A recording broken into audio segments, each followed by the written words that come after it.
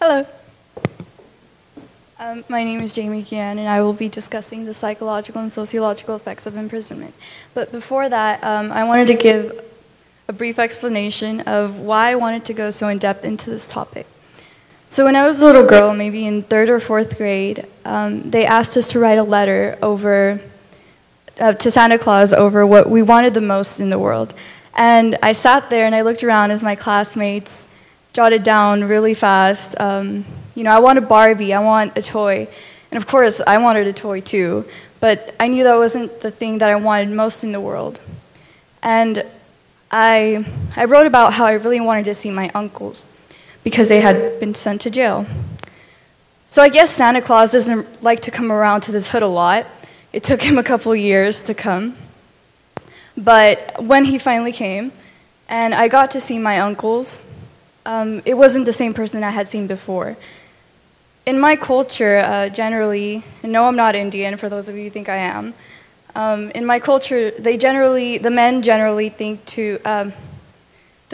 are generally not vulnerable. They don't show their vulnerability. But when I went to see them, that's all I saw in them. It was vulnerability. They seemed broken. And that led me to research on the psychological and sociological effects of imprisonment. And these two things are both just aspects to the problem with the prison system today. So one of the biggest problems with the prison system is mass incarceration. And as you can see in this picture, their basic physiological needs aren't really being met, because ideally they're supposed to be like in a cell and maybe 1 or 2 bunk beds, but I can't even count how many bunk beds these are just thrown into a hall, and that's their living quarters. So this is just one example of how overpopulated we are.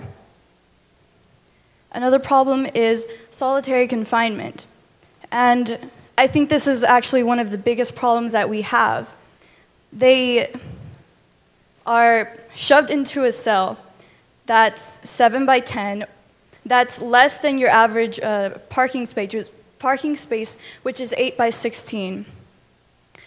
They are isolated for 23 hours a day, and they have absolutely no human contact. Now, the UN considers 15 days of this. After 15 days of this, they consider it torture. Yet we have men that have served up to 42 years in solitary confinement. And I find it ironic that we don't find that torture. Which leads into the psychosocial effects of incarceration. So I'd like to point out that no one is born a criminal. It is an acquired label attached by society. And this label has several harmful effects, and this is done through a thing called dehumanization. And what dehumanization is you basically strip people of their humanistic characteristics, and you treat them as something that's not human. And you can see this through the way that we stop calling them by their names, we give them a number. So they're not a person anymore, they're just a number. We give them a uniform and we regulate their life. So we basically have stripped them of all of their human characteristics. And one of the common misconceptions about prisons is that it's okay to do that. It's okay to dehumanize someone. And with that type of mindset, we believe that people who are in prison are bad people.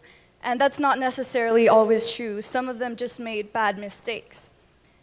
With this mindset, we allow things such as solitary confinement to happen.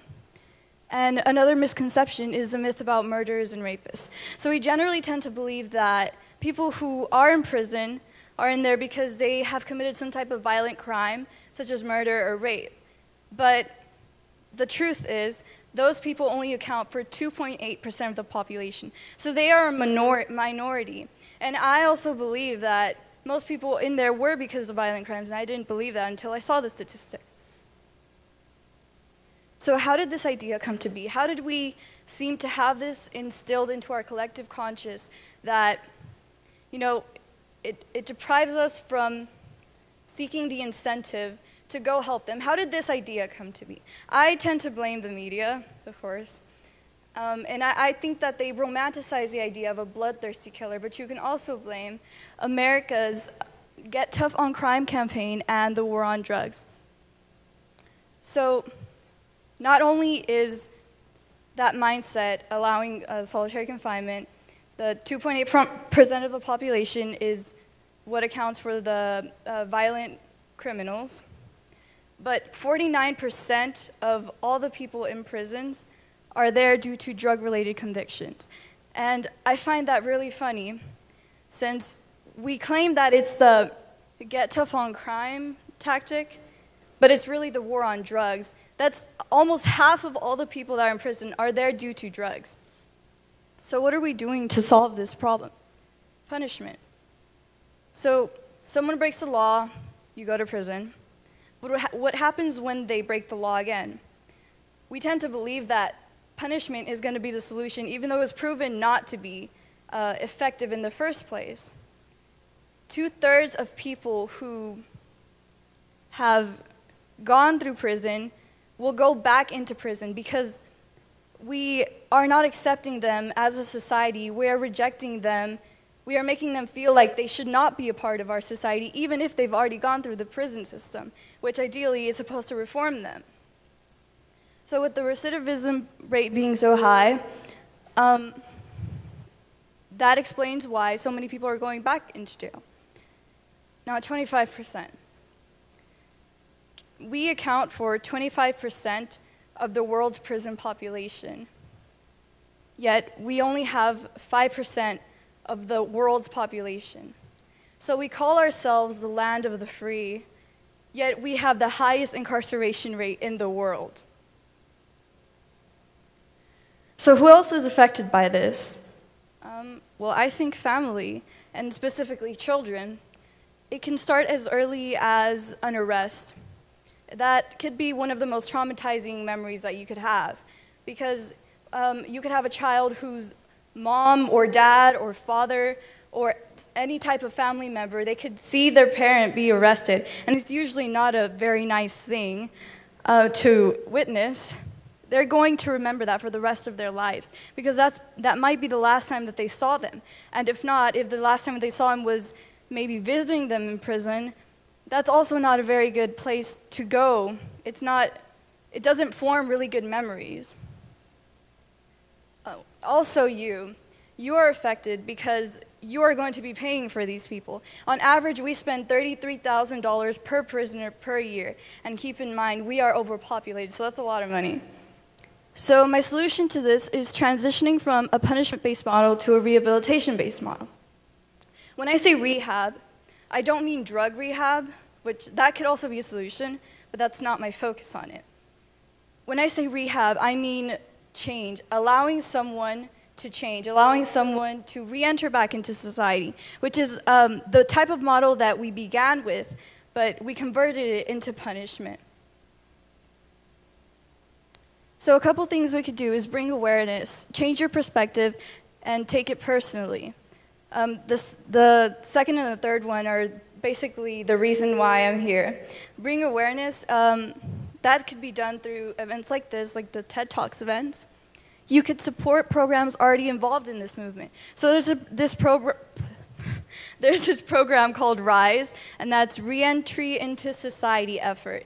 And they're helping people who have gone through the prison system and want to change, but who are not given the chance to change. Well, they're giving them the chance to change. They're helping them find jobs. They're helping them find places to live and become back a part of our society. So we should support programs like these. We could also make or sign petitions against having punishment as our only model. I actually made a petition against the long-term use of solitary confinement because I think that should be deemed unconstitutional under the 8th Amendment, where it says that we should be free from cruel and unusual punishment. I think that's the worst type of punishment, psychologically. We could also raise enough voices so that laws could be passed allowing rehabilitation to take the lead.